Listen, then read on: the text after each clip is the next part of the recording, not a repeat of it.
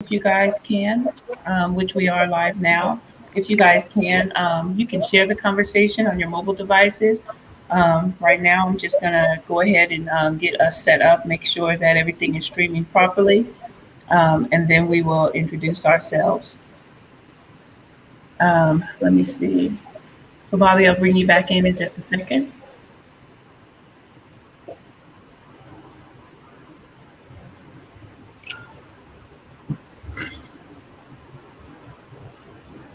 Wonderful, wonderful. All right, you guys. So my name is Tony McNeil. I am a community organizer with Faith in the Valley here in the San Joaquin County. And today I am, and, and I am today going to be co-facilitating this space, this conversation with my partner in good crime, right? Zani. Zani, you want to introduce yourself? Good evening, Facebook family. My name is Zani Thompson. I'm a community organizer with Faith in the Valley, working alongside Tony McNeil in San Joaquin County. So Chrome has been giving us like issues today. We don't know why, but we're gonna figure it out. Today we are going to be talking about once again the truth about homelessness, and so it's our second conversation this evening.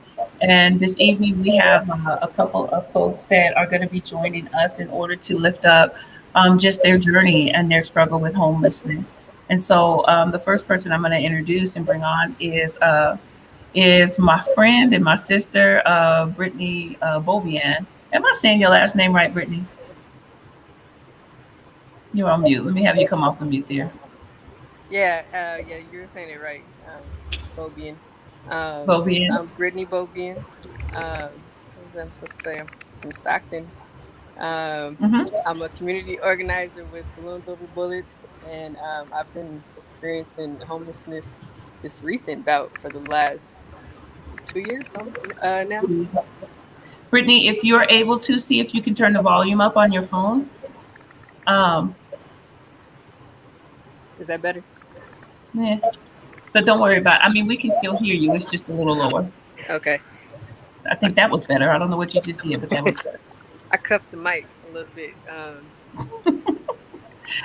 And so thank you just for bearing with us. And so we do have a couple of more folks that are going to be coming in to join us. And so one of them is having some technical difficulties, but as soon as she gets in, we'll bring her in. What we're going to do, I want to start us off by just sharing the definition of homelessness. Let me make sure though that this is actually. Let me make sure that this is. And if you have it, make sure that you turn your volume down.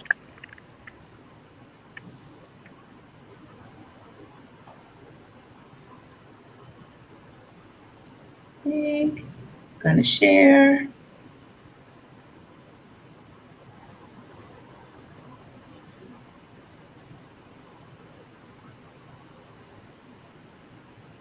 Awesome. All right. So what I want to do really quick is I want to just read the definition of homelessness. The definition of homelessness, it says homelessness is formally defined, I keep saying formally, is formally defined by the United States government as when a person lacks a fixed, regular, and adequate nighttime residence, and if they sleep in a shelter designated for temporary living accommodations or in places not designated for human habitation. One of the things that I don't see that they account for in here is some other ways of defining homelessness. So, Brittany, when you hear that definition of homelessness, is there any other definitions or ways that you would want to add to homelessness? Because there's 4 levels of homelessness that people experience. Yeah, I mean, I guess that's accurate. But there's chronic homelessness, which is like, the people, like, that's the worst case you see is like people out on the streets and in shelters. Then there's like transitional, like I believe like couch surfing, and there's the people that live in their cars, or like there's different levels of homelessness that people experience. Even sharing, an apartment, or a room. Like if your name's not on the lease, like that. I mean, I guess if you live with people, it's just if it's not like really yours, like and you'll know. Like there's some people, but it's not your own space. That's how I would kind of define it. Because, yeah, because if I can't control my situation, it's not mine. So for me, I was renting rooms. There were a couple of times where I found myself renting rooms. I didn't consider myself homeless. Do you consider homelessness or associate homelessness with renting a room? Um, Renting a room, because I think some of those situations, like you that's where you have to go legally through like evicting someone. But Mhm. like you're staying, like I'm staying with my sister, like, or someone staying at my mom's house a couple of times, like that's my mom, but I don't have even if I had a room there, like it's still like not like that. I'm still homeless because that's my mom's spot. And should have, like, my mama woke up one day and said she got a boyfriend or something, like, or there's not too much say I can have in that house because I'm just staying there. Like I'm not Mhm. renting a room. I don't have like a renter's agreement or anything like that. I think that's kind of the difference. So, Brittany, are you currently homeless? Yeah, I'm currently homeless. I'm just couch surfing with my sister. And so, when you say couch surfing, what That's actually even nicer. Because even the couch is kind of sometimes your own space, but I'm sharing a bed with my 10-year-old niece, or a room with my 10-year-old niece. I have my stuff in the closet, like I try to keep it downsized as much as I can every week when I wash clothes, to not have too much stuff, like on one side of the closet. And when my niece is gone at her dad's, uh from Wednesday to Saturday, that's when I get the room to myself, the bed to myself. But normally I'm sharing a room in the bed with my niece. so what and how many of the stages, you were saying that there were 4 different stages of homelessness, from the chronic, sleeping outside, couch surfing, all of that different stuff. What level do you feel like, what levels have you hit? I've hit I've experienced them all in my 20s. I've slept outside, I've slept in cars, um, I've slept in trap houses, I've slept with people to have a place to stay. Mama, if you're watching, it's gonna hurt your little heart, but it's the truth. In my 20s, I've made decisions to keep a roof over, have somewhere to sleep. I've slept outside. These things, or stayed up all night too, because that seems a little bit better sometimes than actually sleeping out there. You said you slept outside? Yeah, I've slept outside. On side of like abandoned houses, um, or just walk around all night until or to the daytime, because finding somewhere where you feel safe to sleep outside is not um, it's not easy, especially if like if you didn't come from the struggle. It's really hard to be thrown into a struggle, like, and not know how to navigate it. You get taken advantage of, all these things that you're not prepared for. And I think that was, to me, like, people always talk about like my privilege growing up. I'm like, that really didn't help me, in growing, like in maneuvering and surviving on my own. It was hard. It was harder. I was way too trusting. I had Mhm. myself in a lot of situations, because trying to find a place to stay is really hard. It's always kind of been difficult, but especially in the time we're in now, it's been hard. Can you, Brittany, could you dive in a little bit deeper to like why it's so difficult? What are some of those barriers? If you could name some off the top of your. They want you to have like at least a 640 credit score. The rent. They want like at least or they want you to make 3 or 4 times the rent.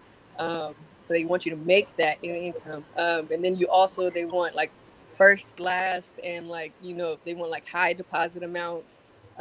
Sometimes you're looking at like moving costs of like 3,000 plus, just to move in. Like those alone, and then the lack of like affordable housing out here, because right now it's a 1 bedroom like 12, 1,300, so most jobs is like $15 an hour, so there's those barriers are a lot. The credit, score is one huge one. A lot of the requirement of you need to make like 2 to 3 times the monthly income, and then the high deposits. That's like the new age redlining right there. That's how they can discriminate without discriminating. They get to, they're looking for a certain person to move in, and most people that are of color, or just most people just who are going through stuff, not even of color, like just people going through stuff. It's hard to have all of those things to move in. Absolutely. Wow. That's true. Yeah, like the Riverbank apartments, it's like for a 1 bedroom or 2 bedrooms, like 1,300, and that's in the townhomes. Like that's off of Bianchi. Like, that's a lot. And then not to mention if you had a background, that's another one. Backgrounds, life happens. Like you shouldn't be penalized for life happening, for you going through something. I saw something today where it said like the eviction process is one of the most inhumane like processes, because it's like if someone for whatever reason can't pay their rent, and it must be a good reason why they can't pay their rent, your answer is to kick them out, throw all of their stuff out, and ruin their credit, for an Mm-hmm. eviction stays on there for 10 years or something, like a long time. Like, yeah, like that's a long time. So yeah, like that's really inhumane. Instead of like something, work with people, figure something out. Because even like right now we're going to see a spike in evictions because of the moratorium. And there's these programs out there that help people, but how, like, people don't even know how to navigate these things. They think because it's there, it's like you're just supposed to know, like, oh, the resource is there. But I'm like, how when that's never been, even like for me, I grew up, you know I had stable housing. So when it came time to trying to survive, I didn't know. I didn't know how to apply for food stamps.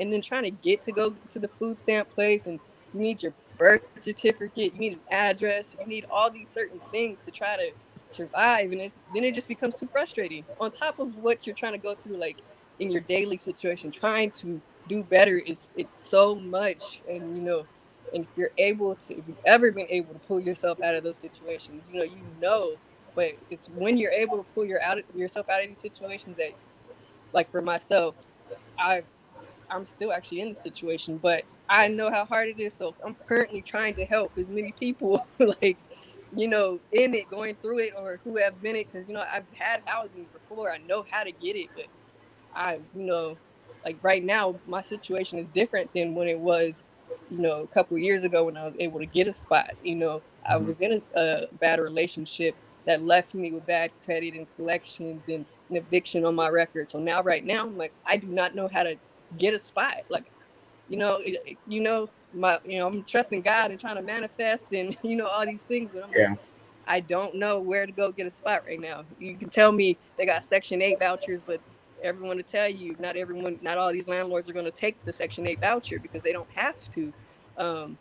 Like Stockton doesn't have a lot of homes available. Now there's a lot of people living with people, not by, back then it was a choice, but now people are getting houses together because just it makes more sense financially. Like, why am I paying, you know, it just makes more sense to move in with people, and roommate and stuff. Like that's what we are in Stockton, because we have Bay Area rent prices and we're not even getting paid Bay Area wages out here. Thanks. You said earlier you were talking about how you kind of had this change from like a stable place to live at when you were growing up, and this kind of privileged upbringing, and then kind of basically life hit you hard in your 20s, and you experience all four different stages of homelessness. What toll did that have on your mental health to go from that to basically the polar opposite? You experience so many different traumas. Like if you ever see me, like if you ever anyone ever sees me in public, you'll see me straight faced, hyper vigilant. Like I'm always looking around. I'm not really smiling too much. I'm really just focused. I'm really uncomfortable. Like because of being homeless and just life and the situations and choices I had to make, so many different consistent traumas, and people experience traumas in their life, but I think when you're really going through these crises, you start to encounter complex PTSD. You start, and that's a whole different, higher level than PTSD, because you're getting, like it's hard for me to sleep some nights. My anxiety is bad. Like all week, I've had bad depression. Just even think about my housing, looking, my housing situation, and just you constantly going through these motions of like, and I do the healing work. I could tell you, I know I need to be mindful. My thought process, my thoughts affect my reality. I know I need to pray. I know I need to go to therapy. I know therapy. I know all the things, but the traumas that because there's so many things you don't think about too while you're going through them, and then when you finally get into like a safe space, these things like start to come back. These things, the decisions and things you had to make and go through, start hitting you, and you have to process these. There's days where I'll be fine, and then I'll get a go to a different, like I went by a Nightingale not too long ago, and thinking about that place and things that happen out there, you start to get in a mood, and it starts to affect you, and you have to process where these feelings are coming from. These you can't, it's just hard. It's just Brittany. And when you're, I'm sorry, go ahead, Tony. No, I just was going to ask the question really quick. Brittany, you said that you've slept in trap houses. Some of the people that are, just the viewing audience don't know what a trap house is. So for the older folks, what is a trap house? a trap house is a place, an abandoned house usually, or it can just a house where people are selling drugs out of. Typically, the one I stayed in, they were nice for it to be a trap house, because they're just people. They're just people look at people selling drugs or in the hood like that's a terrible thing. But I'm like, we really got to look at the conditions of which the society is in, to where no one wants to take these chances. No one wants to sleep in trap houses. No one wants to sell drugs. But our poverty is the bigger issue than all of those other things, crime. But a trap house is a place where people are selling drugs. So you can have you have drug addicts coming to knock on the doors at all hours of the night, consistently being served. You have people doing drugs inside of the trap house, people having sex, people drinking, doing, everything is going on in there because it's the jungle. Wow, you know what's crazy is that Brittany, now you got me thinking, because before I became a mother, right after I graduated, some things were going on, dynamics that weren't healthy in my household, and I was forced to leave. And I actually spent a year bouncing from trap house to trap house. It was during the crack epidemic, so I was staying in dope houses. Yeah, a lot of it's one got raided. I'm like having to wake up at 6 a.m., 5 a.m. because raids usually happen early in the morning. So you got to wake up early and go and walk down the street somewhere. Or if the trap house gets raided, these are things you just, Yeah. man. And when I slept in a trap house, I was working at PG&E. Like, Shut up. like, so you can have an income, you can have a job, like, but still life. It's just a crisis. Like, no one wants to be homeless. Like, you're just going through something, a situation, and these are like, homelessness is usually like an effect of it. Like, Yeah.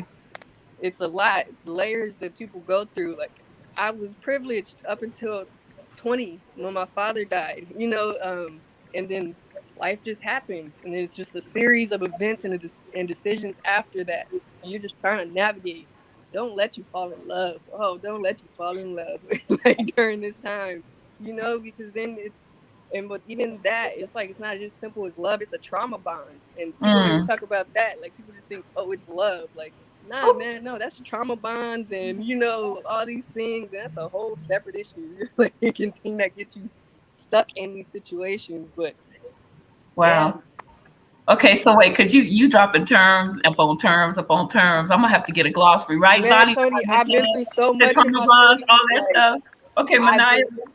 been, it doesn't even make sense. And I thank God that I, like, if you look at me, you wouldn't even, half the stuff I say, you wouldn't even think. And most people that know me probably wouldn't even think that. Like, you know, like, but I thank God that I don't look like what I've been through. But that's Man. why I have to talk about what I've been through, because people, you know, it's hard to relate, you know, or understand homelessness, because you're like, oh, it could never be me. It could never be me, you know, or whatever reason you tell yourself, to where you disconnect and I like read the comments or how people talk about people, homeless people, like, oh, look at the trash. Like, where are they supposed to put the trash? Like, that's the least of their concerns. Like, Oh wow. they're humans. Why? Like, they're people.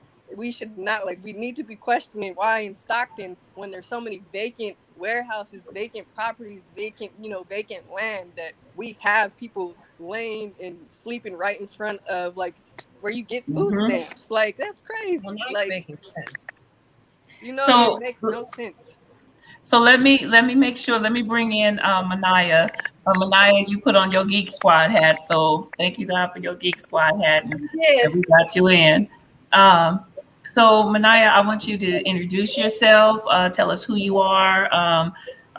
You know, where you're from and your age, and you know, if you're homeless, you know, or if you've been homeless.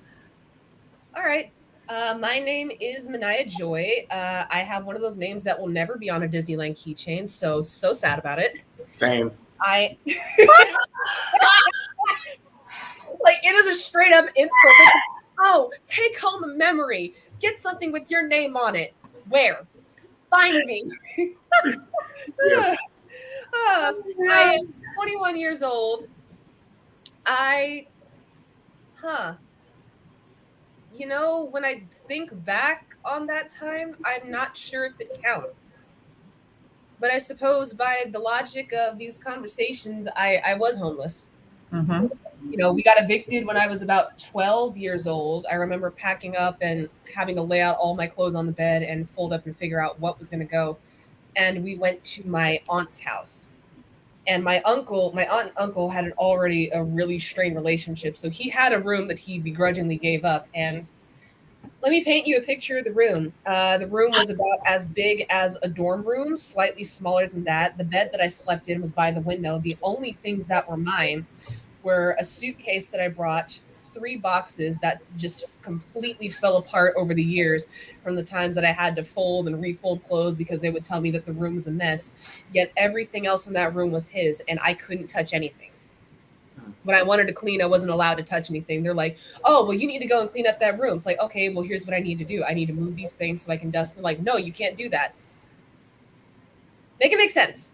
So wait, so what you're telling me is that you were actually staying in a storage room. Pretty much. Okay. And it wasn't your room. Did they have access to the room, or did you have privacy? No, I did not have access to the room because along with that, I didn't have privacy. And my father, which is a whole other set of issues, did not like it when I closed the door. Like, closing the door was seen as some kind of crime. And maybe that's just a Black people thing in general, but I don't know what it is. With, oh, don't you dare close that door. What's wrong with you? So you were 12 years old. You were staying with relatives. I was staying with relatives, you know.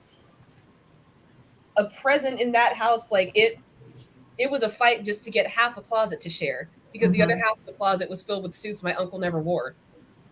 And that was something that my dad and I had to share. And there was a drawer that we also had to share. You know, the only reason that I got that bedroom was because, you know, I was a kid. I needed some kind of room. And also just based off of privacy alone, I'm a girl. I need space to change. You know what I mean? Wow. So Manaya, you went from then having your own space to going through an eviction, packing up all of your stuff and going to stay with relatives as a teenager. What other things then, what other dynamics shifted as you had to move?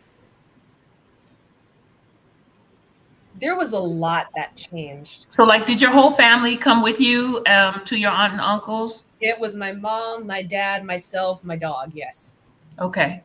Okay. And so what grade were you in, if you don't mind me I was asking? in like 7th grade, 8th grade. I was there from essentially 7th grade to high school.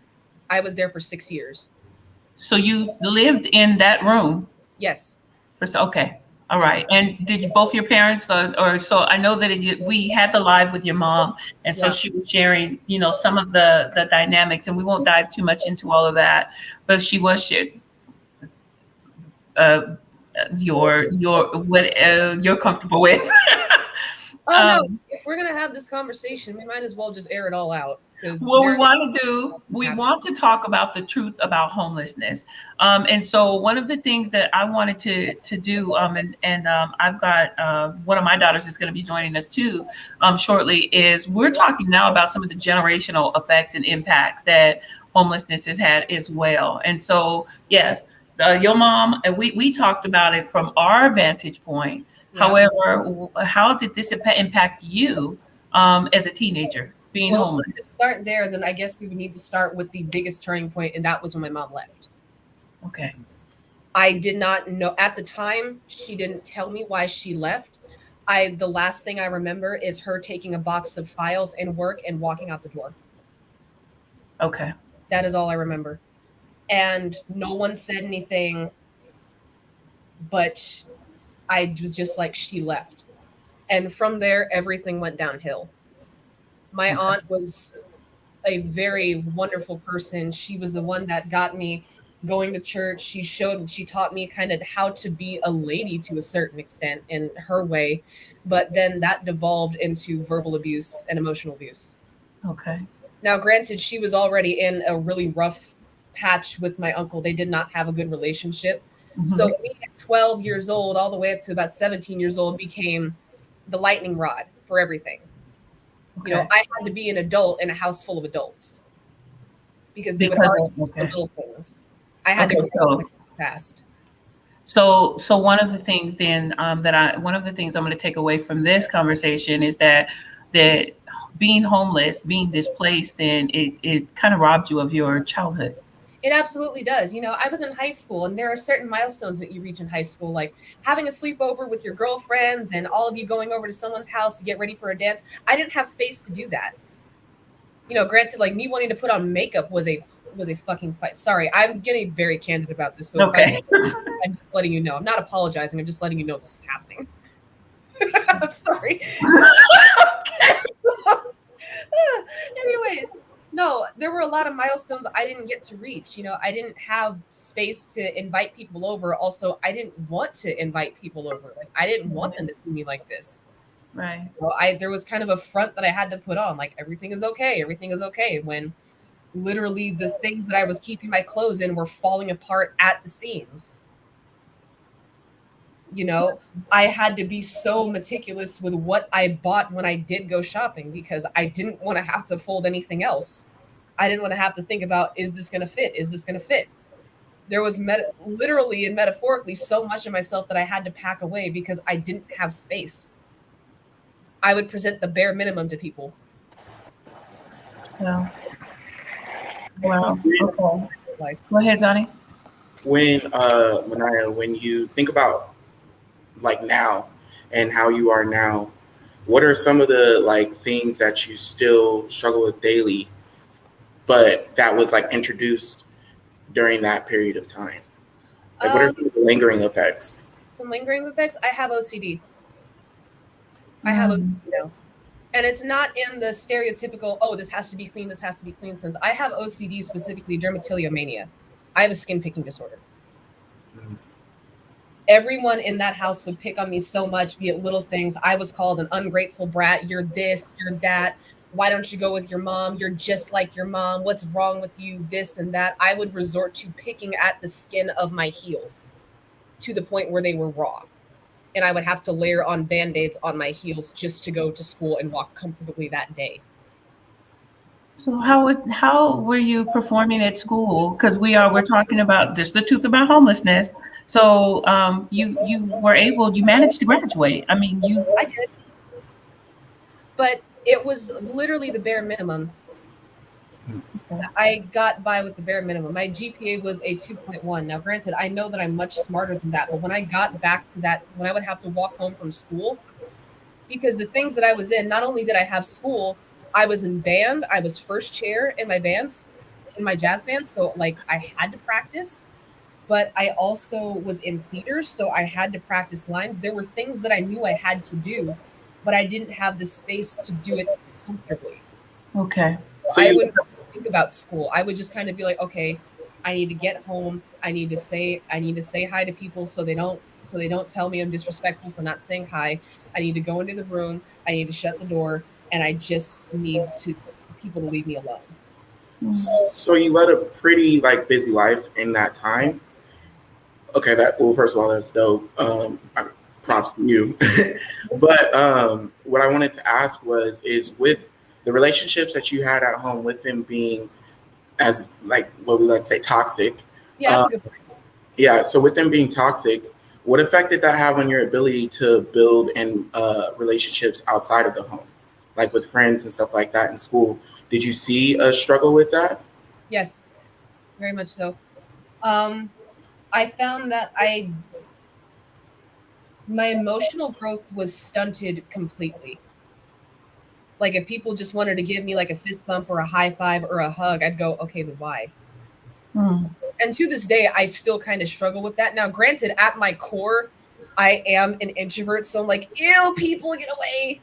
But then at the same time, it's also, I know you're coming from a genuine place, but I just don't understand. There is some kind of disconnect. So let me see, Brittany, and then Morgan. I have Morgan down in the space, and so Morgan, you want to introduce yourself, your age, and where are you from?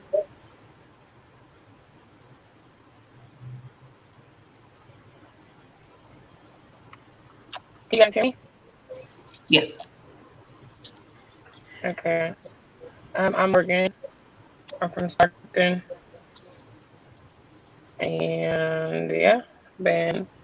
Where are you from? Oh, you're from Stockton. Oh, she's having technical issues with hers, so I'm assuming she's going to come back in. What I was going to ask while she's getting ready to pop back in was this. Brittany, I'm hearing the same thing from Anaya that I was hearing from you, that I heard on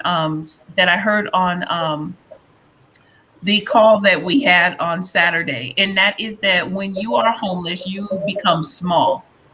That Mhm. so reframing the question, Morgan, as well for you, is that when you become homeless, you become small. Morgan, are you currently homeless? Yeah, I'm sorry. My internet, I don't know what's going on today. Like I It, moved to the Chrome car is and it's having still issues, so I don't know, but like this is crazy. so Yes, I've been homeless since just about what is it? 20 no, wait. I did find a studio apartment, which that was like a slumlord. So that was like a breath of fresh air for a good 6 months, but that was pretty much it. I got 3 kids. And so I think it was about 2019 in July. that's going to frustrate her to no end. So, how has being homeless caused you to have to become small, Manaya, and then Brittany? Before you guys answer, if I could also ask to go along with that, um, how did you build yourself back up? Or Mhm. if you're building yourself back up, how are you doing that every day? I would say how it caused me to become small.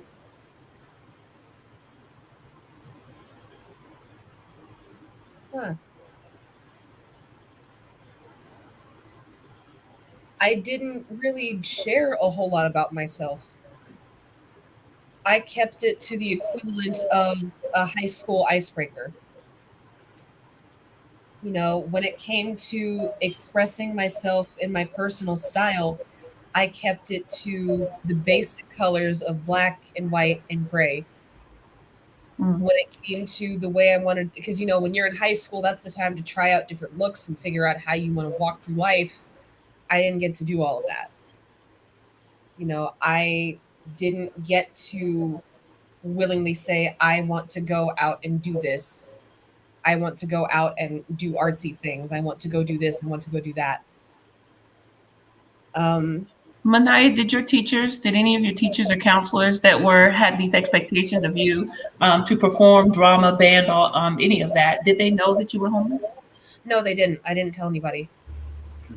And that was another part of making myself small. I would shoulder so much of everyone else's issues, mine included, my aunts, my uncles, my dads, and take it on myself and pretend it was okay, if that makes sense. Yes. I would make myself smaller to take on everybody else's weight.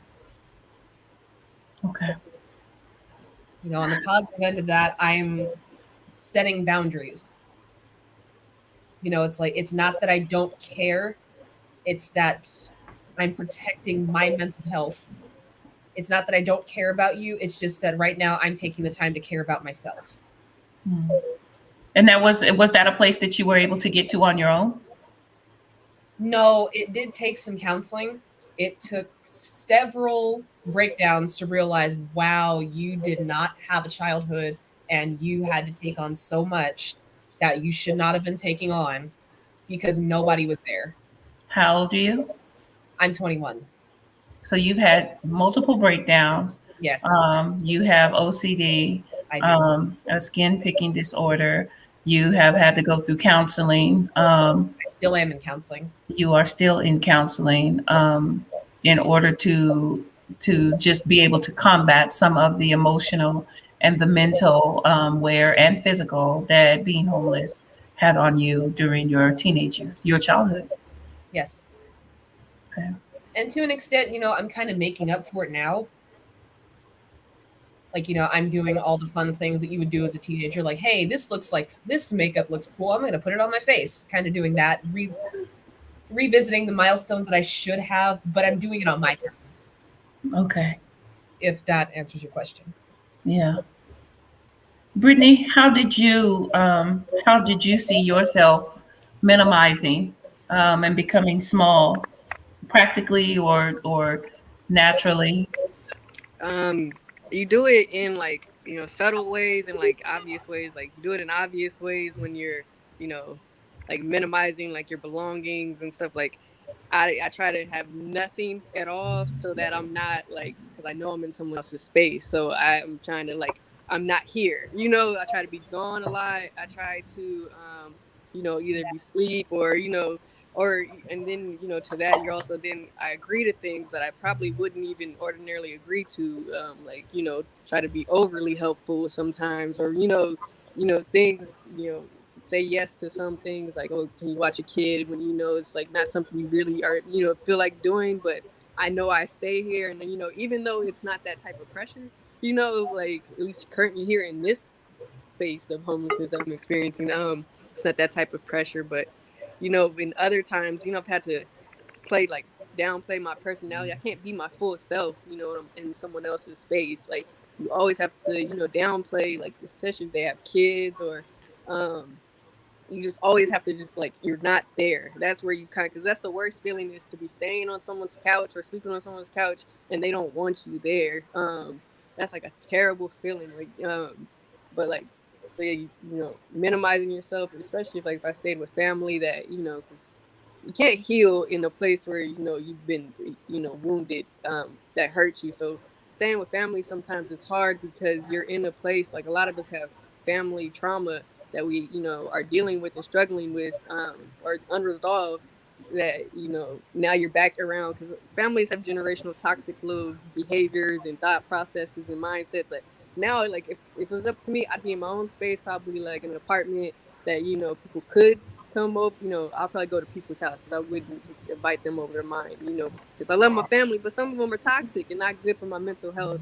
Because growing up, I had to play myself small already, or sometimes, and have my emotions be disregarded and things like that. So to have to go back to these situations is really it messes with your mental a lot, because it's these are not spaces that you are healthy for you. So you're doing that, but on the opposite end to how I built myself up. It's really knowing who I am, like really figuring out who I am, what I want. Because if you know yourself, then nothing else can really kind of move you and shake you. And knowing who I am in the Lord, I will say the Lord. I don't really care people what their religious. For me, the Lord, my faith, and knowing who I was in that and God's promises are the only things that keep me like, you know, going, is because he never promised he wouldn't be with me in the storm, or he promised he's gonna be with me. He never said there wasn't gonna be a storm. He promised he's gonna be with me. So that gives me solace and helps me pull out. And knowing who I am and what I've been called to do, and as I walk in my purpose, that brings me out. But no, it's not easy because you still have trauma and unresolved and unhealed things. But when you're trying to heal, you're gonna find the information anywhere. I look on TikTok, Instagram, Facebook, a casual conversation, because someone told me that the other day. They're like, God, especially Black people, they're God's people. So when they talk, there's always alignment in the conversations because He speaks through Black people. So a conversation I could have with someone and they'll say something, and that lets me know like you're on the right path. Like, that's how it's my faith and just the wanting better. You have to want better and the difference in your life, so you be committed to that. I'm going to try to see if we're able to bring Morgan in. I see that she's still having some challenges, and so we're going to see if it'll work a little bit. I felt that eye roll in my soul. I did. I drove over here by the gym. I was hoping to get some reception over here. Oh no. Oh no. Now it looks like she might be frozen again. So I may have to bring Morgan in. Oh, well, there she is. We're gonna see. But Morgan, I don't want you to be discouraged, because if the struggle is just too real, we'll definitely, it's a series, so we'll definitely, I know.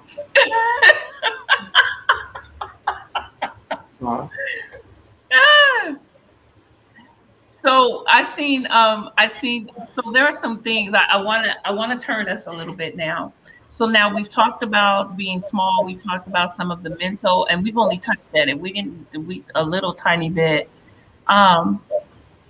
So coming out of homelessness, getting out of homelessness. And so Manaya, yes. What did you see your parents have to do, your mom, your dad, in order to get out of homelessness? Did it seem like it was as easy as the system, would make it out to be?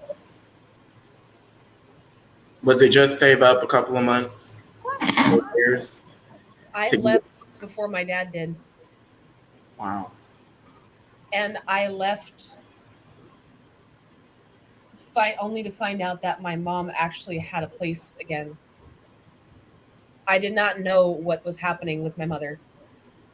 I was made to feel like I couldn't reach out to her. Now, did you know that your mother? So you didn't know that your mother was actually homeless? Did your father? Yes. We went to visit her a couple times, and I saw her in a room, and I didn't know the words, but something was off. I was like, why is she not here? Yeah. Why is she not with us? But why is she here? What are you not telling me? I didn't know the words, but I certainly wasn't stupid. I'll say that much. Right. So were you with your mom? Did you get to see your mom overcome being homeless? Did you get to witness any of that process? Not really, because everything was going uphill and downhill simultaneously. Wow. Because when I left, my dad was still there. Okay. And it felt great to leave, but at the same time, I'm also like, I feel like I should stay, but I know that if I try and do college in this space, I'm going to hurt myself. So you went from being homeless and being in an environment. So, and I want to wrap this in this package on purpose. Okay. So you went as a teenager and a child from the same space that Brittany is describing as being an adult living in different environments that you may not be wanted or having to minimalize yourself. The same mindset of somebody couch surfing as an adult, the same mindset of somebody that is renting a room but still trying really hard to live by the homeowners or every rule and regulation, and that is mentally that's mentally taxing. So you went through that experience as a teenager and a child. Yeah. And then you were going to take that pilgrimage from that space and your 2.1 GPA to now being able to function at a college, a 4-year university. And even then, it didn't go well because I was so used to making myself small. When they asked me to be bigger, I didn't know how to be bigger.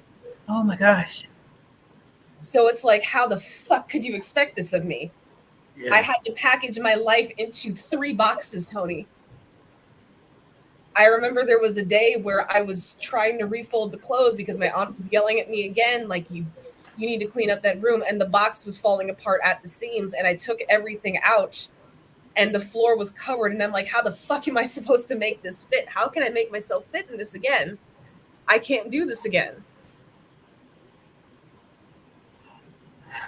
So to take that going to college, it's like, I don't know how to be big. For the first time, I actually have space. And I don't have much, and I don't know how to fill it. You didn't know how to live outside of a box. No. Which is so ironic, too. Because it's so ironic. Imagine trying to put a giant in a litter box. If you could think back to when you first went to college, what were some of the times where you would catch yourself falling back into the behaviors that you had built up in high school, and you're like, oh wait, I don't even need to do that anymore? Was there ever a time where you're I don't know, trying to keep all of your stuff in a small area and in college, and you're like, oh wait, I don't even need to do that anymore? Yes. How was it trying to break those behaviors? Well, it wasn't only even in the keeping my physical belongings in a small area. It was also because it was college and because I'm a music major. So a lot of music, and specifically jazz, I'm a jazz major. A lot of that requires collaboration and people wanting to know what you're about. So it wasn't only struggling with, am I frozen? No. Oh, okay. Well, y'all just froze out of nowhere, but okay. Well, because we listening. We hanging on your every word. Oh, okay. For real. Listening. Because so much of that focuses on collaboration, and people are like, oh, well, what is it that you do? I'm like, you want to know? Wow. It was that opening myself up kind of thing. Because when I was homeless, had you talked to me years ago, I would have told you the bare minimum. I would have told you the bare minimum, and I would have tried to get out of the conversation as quickly as possible. So even being on this live today is evidence of the work that you put in? I suppose so. Yeah, I think so. Being able to articulate. Toya, thank you for joining us. And so we've been talking to Brittany and Manaya. Morgan having unstable internet, so she pouting in the corner but we're going to bring her back on Thursday. But we've been talking about just growing up. Manaya, who was a child, experienced homelessness. At 12 years old, going in, packing it up, and here we are. I'm homeless. I don't know what's going on. And so she can't even express the journey that her parents took to get out of homelessness because she was a child in it. She grew up living in a box. Then we've got Brittany, who has shared just growing up in stable housing up until about what you say 10 years ago, Brittany, when your father passed away. Yep. And then it was just a roller coaster up and down from there. And she has not. She's still homeless today. I can tell you how, like, because, there's the times I've pulled myself out. I can tell you how I did it. We're gonna come to that. You We're know. gonna come to that. So Zani, put a pin on that one for me because we want to know how you came out. Because Toya is also going to join in that piece part of it. So Latoya, you have experienced homelessness from both lenses. So introduce yourself and then tell us a little bit, about your experience with homelessness. Hello, everybody. I'm Latoya. Toya is fine. It's kind of hard, like going from work all day, tapping into now this story or this zone. So figuring out where to start is really the thing at this moment. As a child, yes. Where should I start? Child, adulthood? And it's up to you. Where do you want to start it today? What do you want to share today? So for homelessness, when you hear the term homelessness, Toya, what comes to mind? Of course, the technical part is not having a home. But when I hear homelessness, I don't automatically think of, the encampment parts of town and all of that stuff. That is homeless. But I often think about people every day that look like all of us who don't necessarily go home to something that is peaceful and theirs and safe and comforting and warm and all of that. I think that there's a lot of people that we walk past every day, even in our places of employment or school and all of that, that are fitting the description of homeless, and we just have no idea. So I don't want to share my mom's story, but growing up, we definitely experienced homelessness, living in shelters. I'm grateful that my mom got out of abusive relationship and all of that stuff, which in return, because she, like a lot of women and a lot of men, didn't have an abundance of savings or a family to rescue them and all of that stuff, we ended up in a shelter.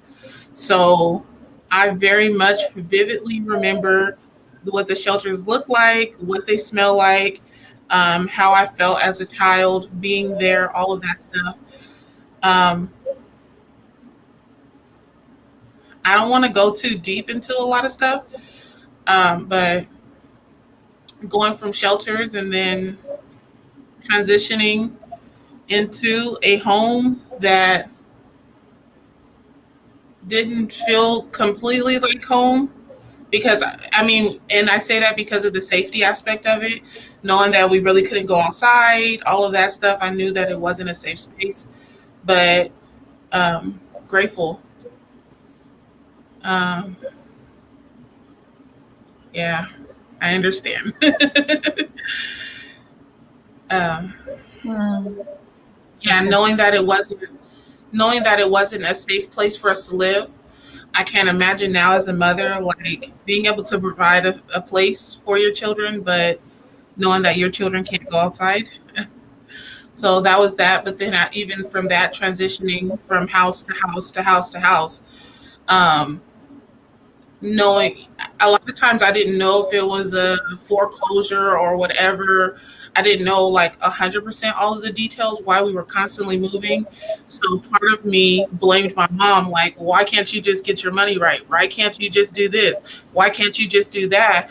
Because I'm an adolescent who is transferred to a new school again, who doesn't have the right shoes, who doesn't have this, doesn't have that. But again, seeing it from this perspective is totally different. I don't think it was until I was an adult, and I'm skipping so many stuff in the story because I don't want to go on and on forever. But I don't think it was until I was an adult trying to find my own place, living with someone else, crashing at my mom's house, all of that stuff, that I realized just how hard it was. Um, Trying to get on your feet and all of that stuff. Even if I share now the place I live in, the rent go it started off at 675, it's 850 now, so it's not too much. I work two jobs, and I want to move. I make enough money now to move into a nicer place, but the reality is anything could happen. I could lose a job, and will I have $2,000, $2,400 to pay rent? 1,200, 1,500, whatever the cost is. So I sacrifice living in a very, very small place so that my son and I have at least a roof over our head. But I know that my place is worth more money than what I'm paying. So I have huge anxiety right now at the fact that the moratorium is getting ready to be up because we could be out. Uh, but that's not what this call is about. So I don't want to dominate any more time. So we are going in between homelessness and housing insecurity. Can you talk about homelessness without addressing housing insecurity, Toya? I don't know that I don't think that's possible. So you said that you actually, so what I'm hearing is that you actually are settling for a place that you know is too small and substandard for you and your family, for fear and anxiety of at any point becoming homeless. Do you think that that is a byproduct of having been homeless? Absolutely. Absolutely. I don't even want to take the risk of looking for places. There was something that happened where my landlord didn't do something ethical, and my mom wanted me to challenge the landlord. And all I could think is, why would I challenge her when that could put me at risk of not having a place to stay? You know, what she did wasn't right, but I can't take that risk because I don't have another place to go. You know, I, I just don't. So, You and guys, it's hard. this sounds so much to me, and I hate it.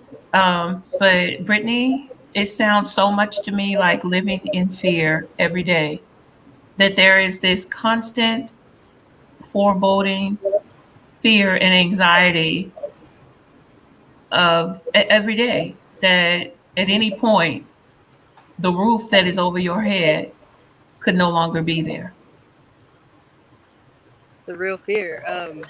That's why I always talk about when we talk about like healing and trauma services and stuff. I'm like, those are great, but that's a privilege. Like, I can't think about that right now. I am homeless. Like, like, and when do I have the time to really deal with, like, go to these spaces? Like, I'm trying to make sure, like, you get, especially sometimes you get in this autopilot little mode where you're just moving, like you're just doing what you're trying to do. You're just trying to survive.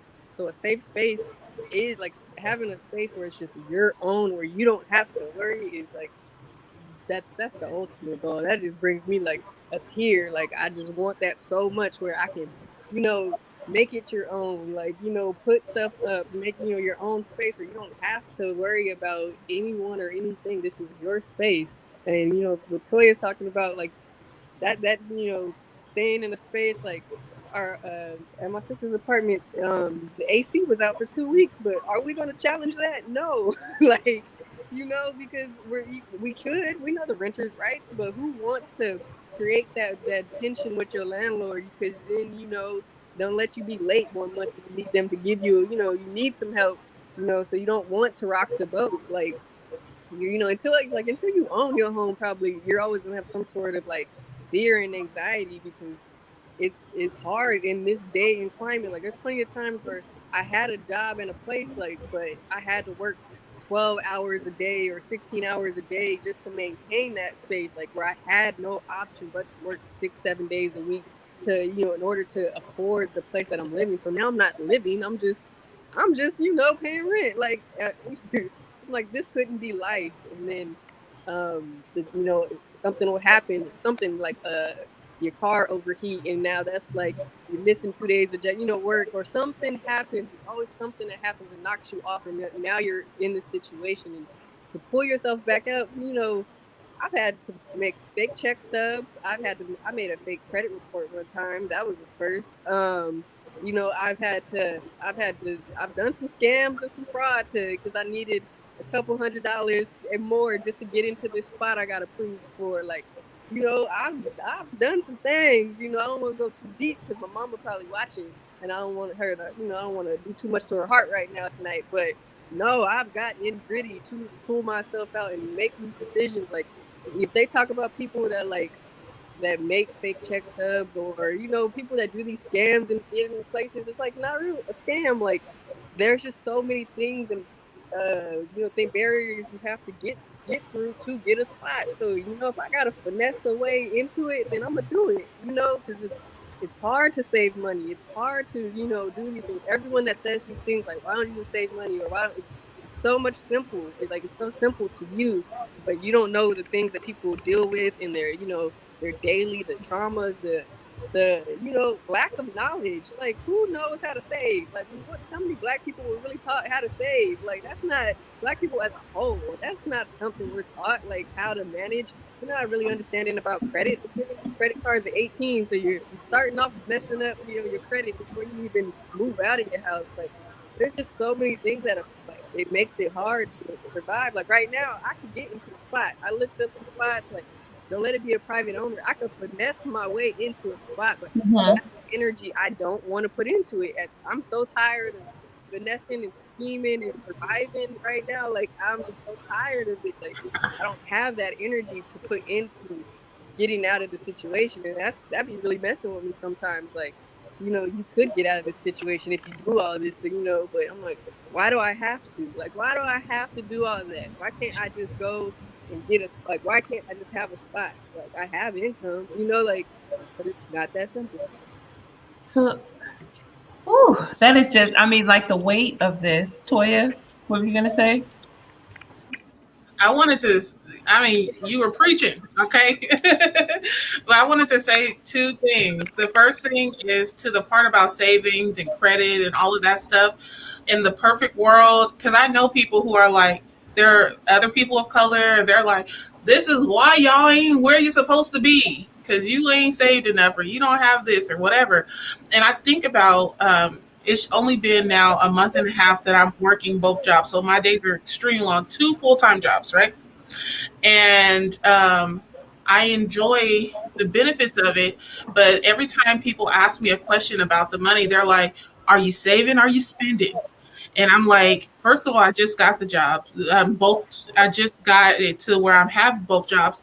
But the thing is, I was in so much lack before that I can't even think about saving right now because my son needs shoes. We've been eating terribly because it's cheaper to buy 2 cheeseburgers than it is to buy a whole bunch of fresh fruit. So I'm not saying that that's an excuse, but the reality is I've been surviving all this time on pennies. Now I have a little bit of extra. I would like to buy some clothes that fit. I haven't been able to do that. I would like to buy some bras that fit. Haven't been able to do that. So I'm saying, is there a grace period in this time?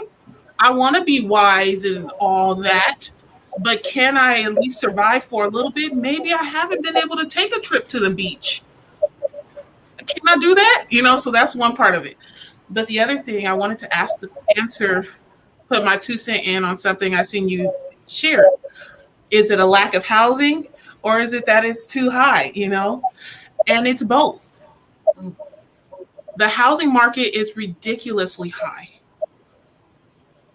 And I just recently tried to apply for an apartment. I got the call from a lady. She said, this place is available. I said, great. She said, put the application in right away. I was driving. I said, as soon as I get to the office, I'll do it. It was less than an hour that I started getting the application in. By the time I finished, the place was gone. Quick. But I'm finding that many places are like this right now. So there's not a whole lot. And then the people who do have the money, they're buying more than one. People are buying in abundance when you have it. So it's too high and there's not enough on the market. But the stuff that is on the market is not fair, in my opinion. And that's real talk. And right now, we're not even going to get into the dialogue about slumlords, and Or people that are application fees. an Hold application. on, application fees and Brittany. Another thing Brittany said, my heater has not worked for 2 years. My air conditioner has a short in it, so if I pinch it the right way, it might work, and then if not, it just doesn't. I do not address these things. Why? Because I do not want to rock the boat. And I think I have a decent landlord. However, any little thing, any complaint, I fear that they will let me go. Whew. Okay, you guys, Yep. this is such a problem. This is and I'm a community organizer in Zani. I'm about to cry. I am literally like, this is such a problem. It is such a problem, and it is so wrong on so many levels. Is it Maslov? Say his name.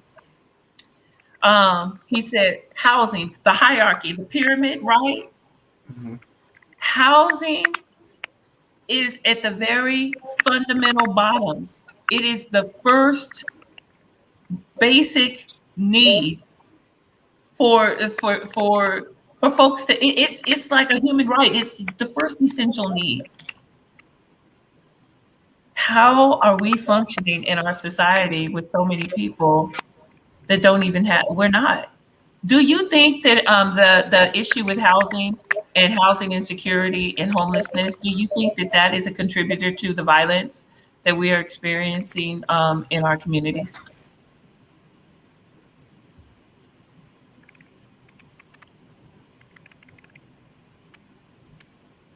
No? I mean, Yes? in where we live, it's everyone in Stockton.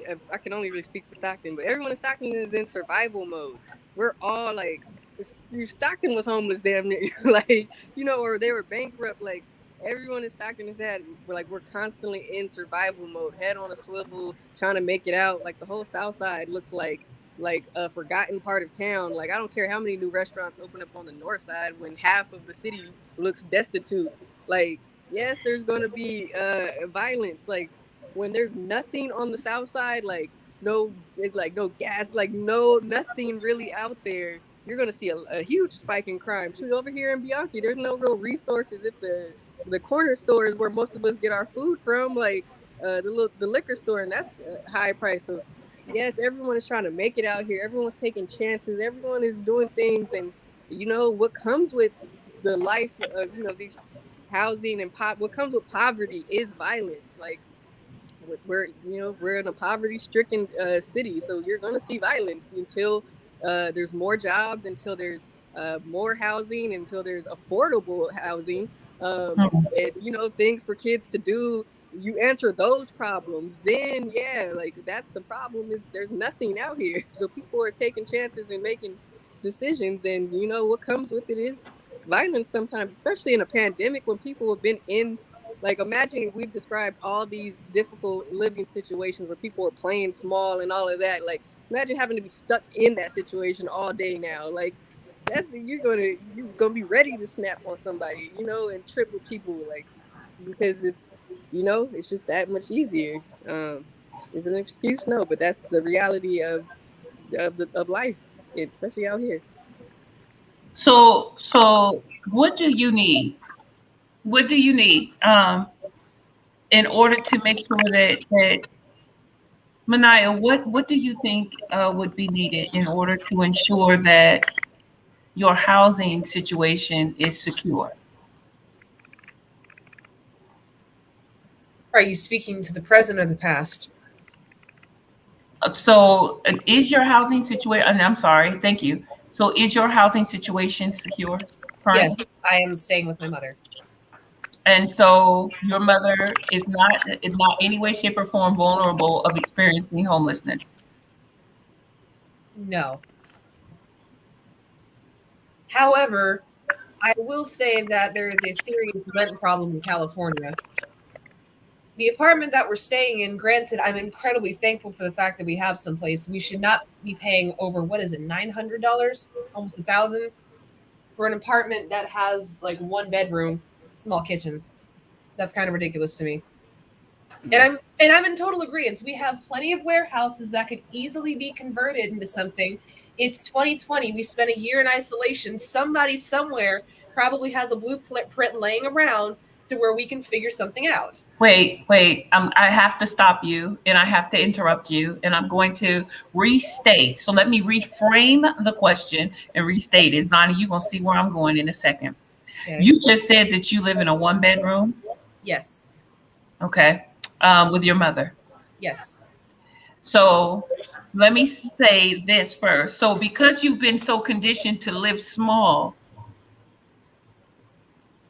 because nowhere in this have I heard you even think, okay, so can you guys afford to move into a bigger place to where you can have your own bedroom, or she can have her own bedroom?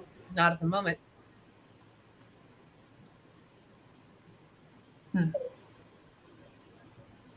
So I know that you're comfortable, and I know that you've been conditioned to be comfortable. And I know also from hearing your mother's story after experiencing homelessness that she's learned to also live compacted too, and to be comfortable. And so that's not to me a norm. However, of course, I could be coming from a mindset of privilege. I'm not sure, because it sounds similar to Latoya. How many bedrooms do you have with your son? And how old is your son? Latoya.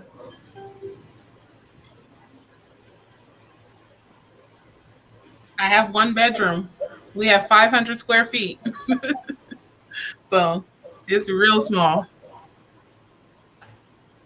And how old is your son? How old is your son? He's getting ready to turn 11 this month. So you're 11 this month. So you're in a one bedroom. So at least Manaya, you and your mom are both, women sharing the one bedroom, one bath space. So Latoya, you're in the one bedroom, 500 square feet with an 11-year-old.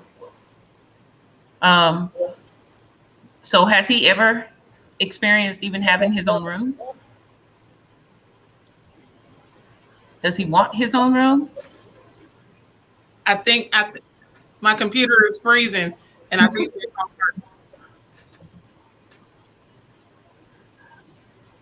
So has he ever experienced having his own room? Does he want his own room? Or is that a privilege? Did I freeze? Am I there? I'm sorry. It froze, so I wasn't sure if I was still there. You guys can hear me? So is a 2-bedroom, is your son having his own room, is that considered a privilege? It shouldn't be. And you know what's interesting is I stay at my place. I went through the whole reason why with you guys already. But I think about it like, will he have a story when he graduates or something about how he never had space, the sacrifice of this? Because I try to make sure he doesn't feel like he has less than, but he really does. He's never experienced having his own room.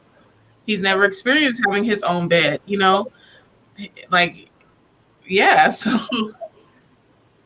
I wish he did. But then if I do that, then I'm at the point of paying the, $1,500, $2,000 or so a month, which means everything else he doesn't have, because that's going to then consume all of my finances. So do I sacrifice him being able to take a trip to New York with his aunt, and having a little bit of extra stuff? Or for space, or do I give him space so that he can say he's had his own room because he needs privacy, and then he doesn't have enough, you know, clothes and So, stuff. I don't so, know. so I'm going to ask you that, and these are like our wrap up questions. And so I'm asking you, if there was something that you would be able to say, and you might not have any recommendations, what would be a solution, Toya, for you not having to work two jobs in order to be able to sustain your household? What would be a solution to you not living in housing insecurity, and in a place that is definitely in code enforcement violation, which it is, by the way, but having fear of being homeless? What would you say to our mayor or recommend to our county board of supervisors as far as suggestions? I wouldn't say anything to them because they can't do anything. But I would, for the philanthropists and all the people with money and grant writers and all these other people, I would get creative about where the resources came from. Mm, But solutions would be prophetically imagining, yeah. literally going back to, for Stockton, like if the medium income is 35 or 45, whatever it is, then dropping everything back down Mm, to be able to fit in whatever the average incomes are. That I think that that would be ideal. Like, we shouldn't be paying $5 for gas, when people can barely afford it. These things are insane right now. They're just insane. But a solution would be dropping prices back down 100% to me. mm, But also, um, the landlords that are right now being greedy about how much rent they're charging, I don't see them as any different than the anyone else with being in survival mode. I literally think with oh, wow. when he was talking about, everybody in Stockton, man, I literally think even some of the people with money are in survival mode at this point. Everybody is, and that's, I know it's far fetched, so some people don't believe that, and that I get it. But I think that if everyone knew that what they made was enough to take care of their family Mm, in order to provide everything and all of that, we, I don't know. I don't know. But ideally, I'm going to finish this and then I'm done. Ideally, the person even working at minimum wage, a solution, a thought, a prophetic imagination would be a full-time minimum wage job would still be able to pay for your bills and your life. And then mm, anything extra would just be extra, but at mm. least be able to take care of yourself. I don't know. And Zani, and that sounds like guaranteed housing. That sounds like guaranteed housing, and that everybody has a guaranteed basic income, that is enough to sustain them, just across the board. Brittany, what about you? And I'm sorry because I know Um, that this is hard for you guys. So, and I really am sorry. I know it's hard and I know it's heavy, um, but we've got to get this out. People need to know the truth that is surrounding this. Um, what would be needed to change is in Stockton specifically in San Joaquin County, because other cities have they've kind of got it figured out. We need navigation centers that can, for places like the one a navigation center that can house not like 92 beds like the city is proposing, that shipping container one that's going to be built in 3 years. We need creative solutions like a sprung navigation center, which is a structure that can be put up in 4 to 8 weeks, and house up to 300 people, and then provide all the services needed for, that's for chronic homelessness. We need diversionary services like to help people before they get to homelessness, like help with rental payments. We need access to care. Sometimes people need rides to appointments and jobs. You ever get a job, but you don't have a way there. People need stuff like that.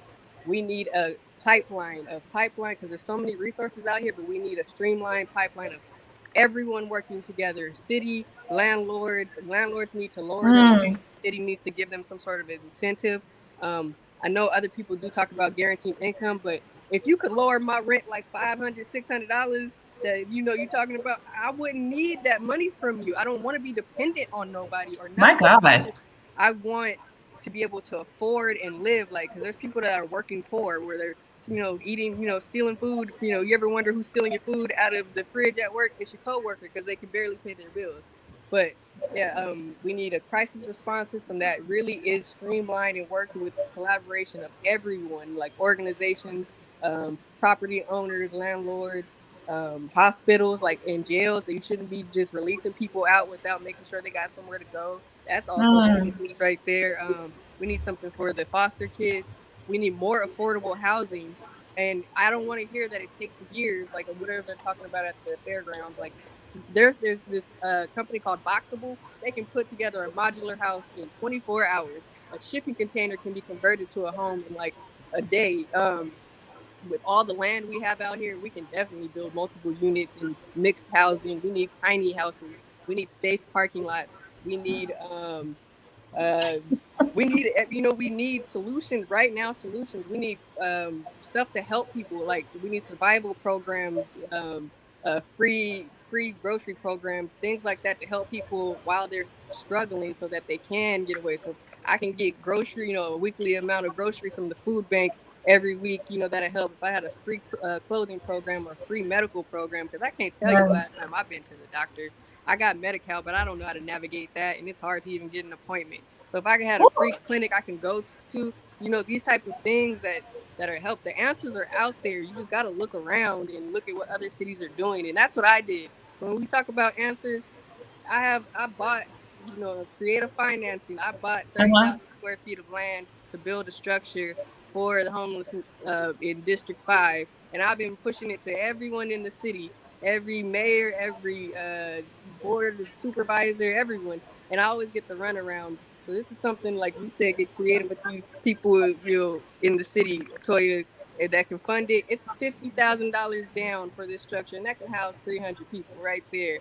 A Boxable, a tiny house. We got to get creative with this land and these warehouses that we have, and we don't need to wait on the city.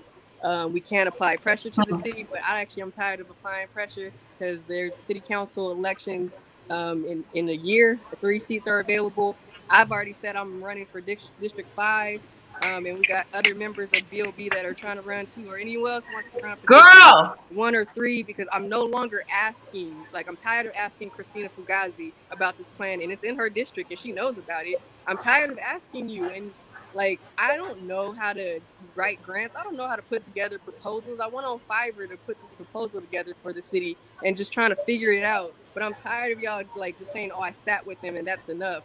No, it's not enough. If you deal with homelessness, and if you have any money or resources, you need to be really like applying pressure, because there's money out here. If I see one more time how much money Stockton got for the CARES program, for homelessness during this COVID, and I know my structure was like $1 million, and I could have housed at least 300 people off the street.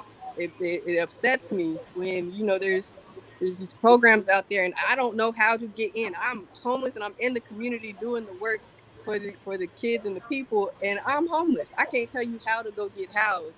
That is a serious problem. Oh, And yes, it is. universal based, like, these other things won't help me. Like, you can give me Section 8. I can go sign up for El Concilio and get the Section 8. But if there's like 20 people on every, housing wait list, then what am I going to do? Like, we need affordable housing, and we need more supply. affordable housing. Girl, I'm telling you now, you run and look. You go ahead, you do that because I was gonna ask you when you running for something. I was gonna ask you because I mean that's. But but it still proves the point. Those that are closest to the pain are closest to the solutions. Those that they are the ones that have the solutions.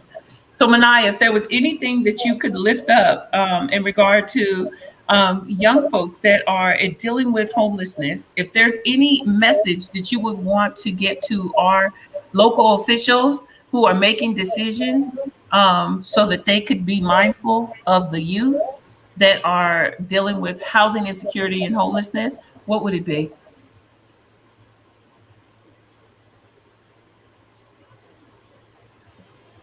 I would say that's a loaded question, first and foremost.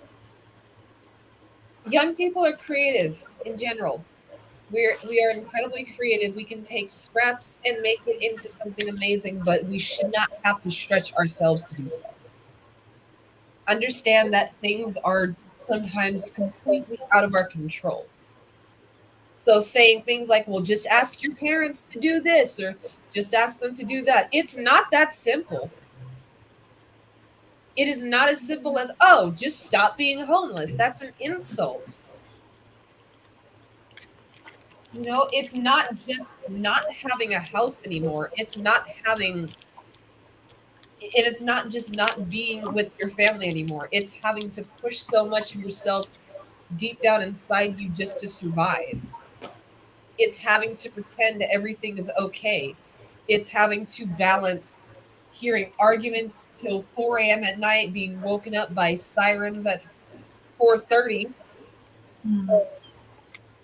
It's eating the same thing for dinner for a month straight because sometimes all you can afford is ground turkey and beans and making it chili and pretending that it tastes good even though you're so fucking sick of it. Ugh.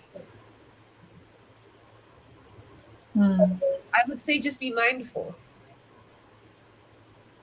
Just ask if we're okay.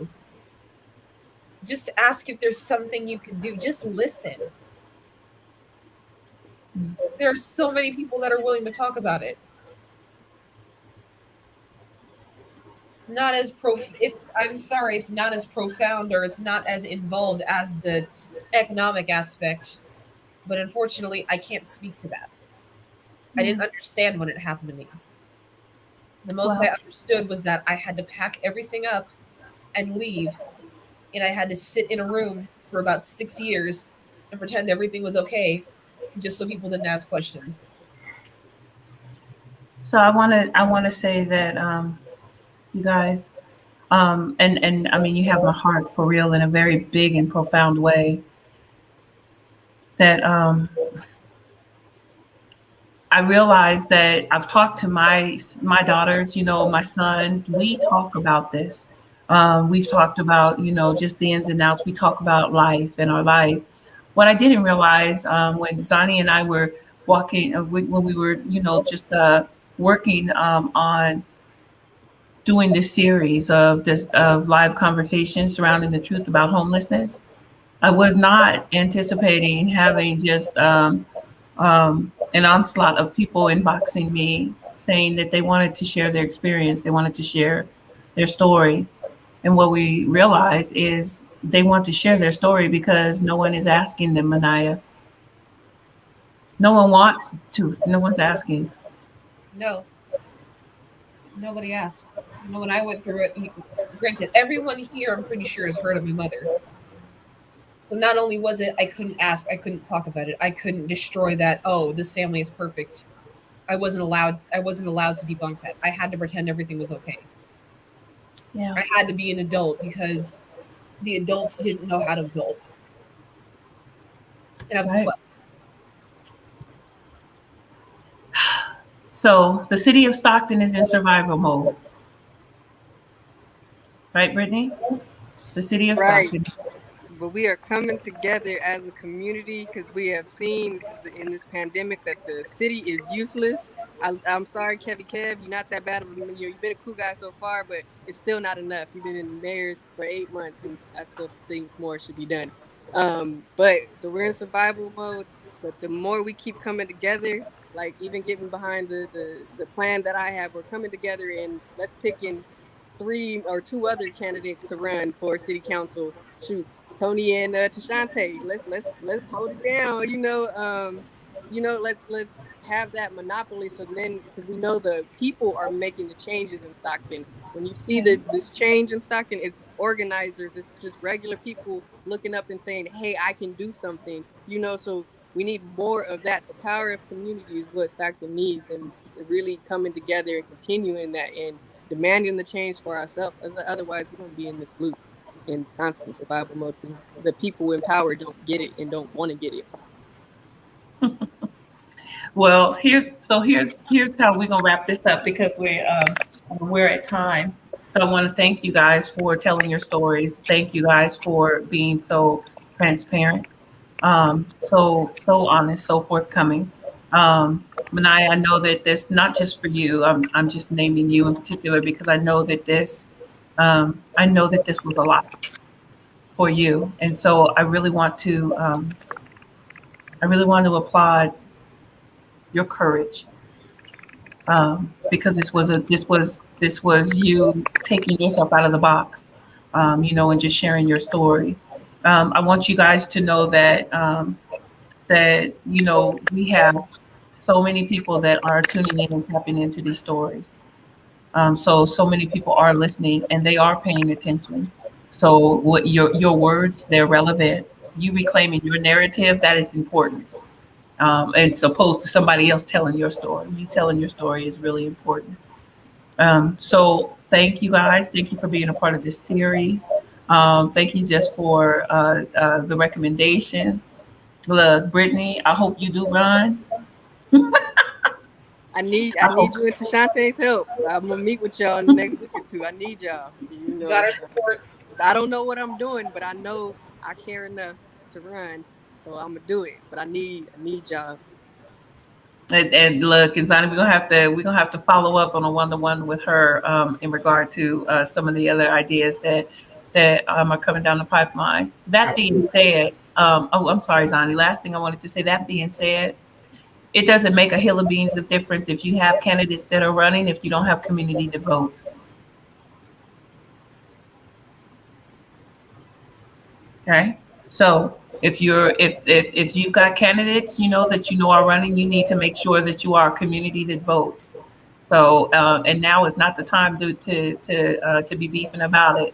Go ahead, get yourself registered, and do what it is that you need to do in order to be positioned and ready to vote. Because next year we have a DA race. We have District 1, 3, and 5 for the city, and 2, 4, and 2 and 4 for the county.